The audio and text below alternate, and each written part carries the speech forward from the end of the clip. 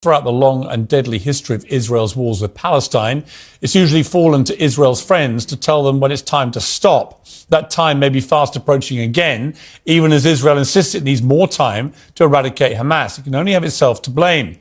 This weekend, the IDF admitted to killing 3 of its own hostages in Gaza. The men were waving a white flag of surrender.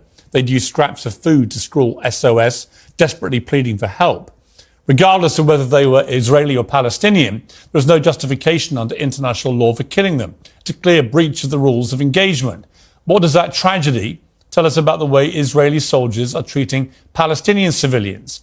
How seriously should we now take Israel's insistence it's doing everything it can to keep innocent people alive? In a separate incident, 2 innocent women were reportedly shot dead by sniper fire at a Catholic church in Gaza. One of them was leaving the church shelter to go to the toilet. Cardinal Vincent Nichols, the Archbishop of Westminster, one of Britain's most senior spiritual leaders, was scathing. Well, the Pope went even further. He said that what Israel's doing in Gaza now constitutes terrorism. The British government is shifting its position too. Foreign Secretary Lord Cameron, in a joint statement with his German counterpart, said he backs a sustainable ceasefire and said that too many civilians are being killed.